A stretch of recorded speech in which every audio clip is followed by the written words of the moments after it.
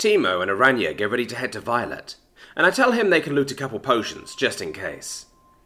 Aranya also needs to go get the sword, so it'll be a little bit before they head out. In the meanwhile, I look in on what Jello's up to. She's been hanging out with Leo ever since they got that mole together, and she's had to get a couple more since then. The moles act kinda rabid, or at least what movies say is rabies, just minus the foaming. They lunge at the bars whenever they notice my scions, and I'll lunge at the walls when they sense the trio resting in their own cell. And just like a bird diving into a window, it doesn't end well for the little fuzzy missiles. Leo growls as he disposes of the latest mole, and thinks aloud, yapping and grumbling. A lot of my scions do that when frustrated or confused, and I try to parse their body language and what I get through the bond to understand what they're saying. It's not great, but I still try to give them what advice I can through the bond, or have Timo come say something. He's a bit busy though, so Leo just vents to the air. Jello soon comes with a fresh mole, and Leo stops in the middle of directing her towards the cell and looks closer at her. I do the same, wondering what seems to have captured his attention. Jello doesn't seem to know either, and contours herself in ways a cube shouldn't to try and see what we're looking at. Something about the music drifts through the bond with her, but I don't hear anything. I probably shouldn't be surprised though. She's not very good at explaining herself. Probably comes with technically not having a brain. Still, she's doing something. I just don't know what. I take a moment and focus on her status, which I rarely do anymore. It's partially because I don't want to go sticking my nose in other people's business, but also because it takes a bit of effort to do, and details can kinda fuzz out if I'm not paying attention. I wonder if I'm not actually supposed to be able to peek, or maybe it's something about my fate affinity. Either way, I should focus on her status. She's level 12 now, which puts her just above the average for my scions. Come to think of it, she's about the middle kid right now, as far as scion age goes. I think. Slime, gelatinous cube, yes, thank you for the obvious. Jello the Purifier for name and title. Huh.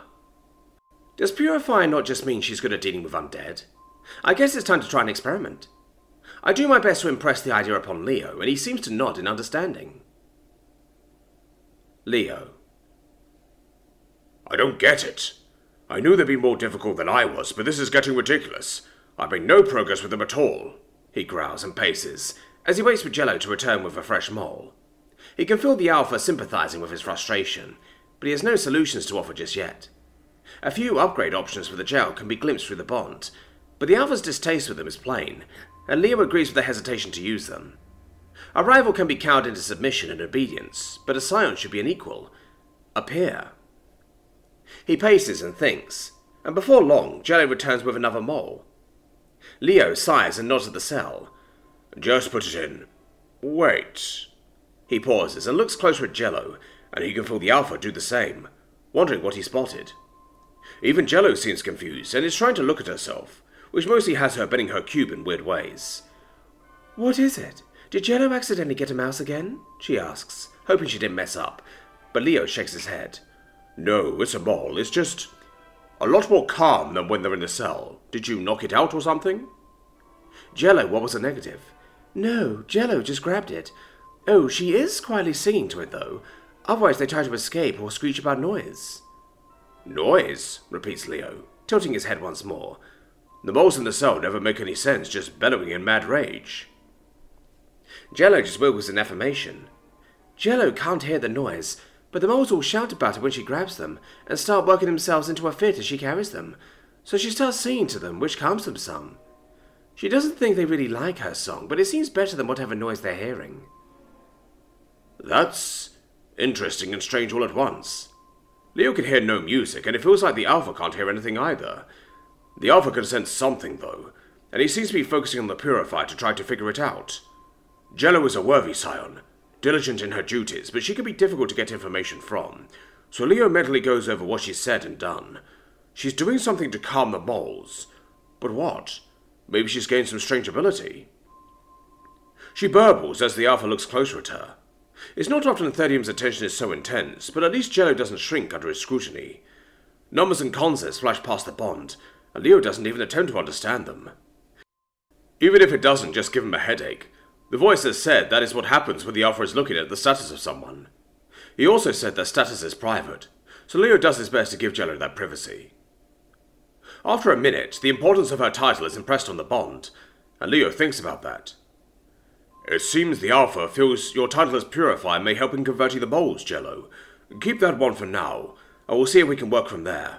We've been nipping and barking to try to get them into line, but your playful barks may be the better option. Okay, Jello will do her best. Timo fetches a few useful potions for Aranya while she prepares for her sojourn to Violet. The rat scion isn't too concerned about her getting hurt, but it's hardly a bad idea to bring a few things for an emergency. He has to ferry the potions one at a time, but with the shortcuts it doesn't take him long at all. He gets to see the little kobold prepare like watching a slideshow. With the first potion, he sees her putting on the studded leather armor the ratlings are made. It's not the best, but they're getting better with time. With the second potion, she's putting on the sword, and with the third, she's putting the sword on again, after having put on her white robe. 3 should be more than enough, so he speaks up. Ready to head out? He asks, and though she looks nervous, she nods. He's not too convinced. You sure? I think the last time you looked this skittish was when you helped move the core. She sighs and slumps a bit, and nods. Okay. Yeah, I am really nervous, but that's not going to change, so we should probably get going. What are you nervous about? He asks, as he hops onto her shoulder, letting her lead the way as they chat. It's just, Sentry Thedium asks so little of me, so when he does request something, I want to do a good job. The rat laughs at that. So, that's what the boss means when he says something is like seeing his life from the outside. Aranya gives him a confused look, so he continues. That's just how he works. Tiny and I have been here from the start, and we could probably count the actual orders for the both of us on his legs.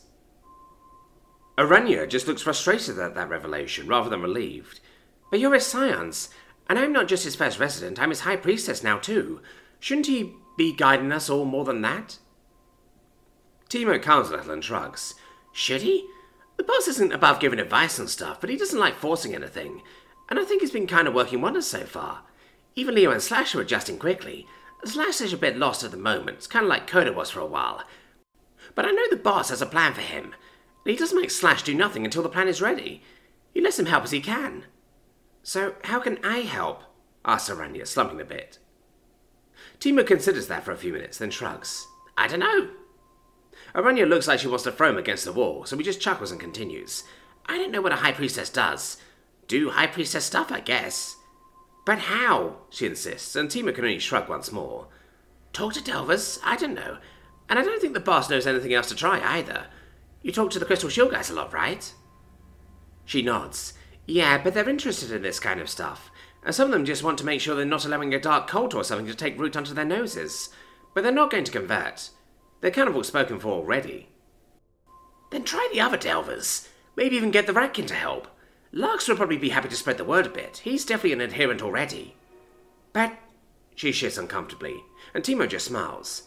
You still feel awkward around the Delvers, Well, you won't get better by hiding from them, and you won't be able to do your high priestess stuff if you hide from them either. She deflates and nods at that, and Timo gives an encouraging squeak. You'll get the hang of it eventually. Just keep it as casual as possible. It's been working for me.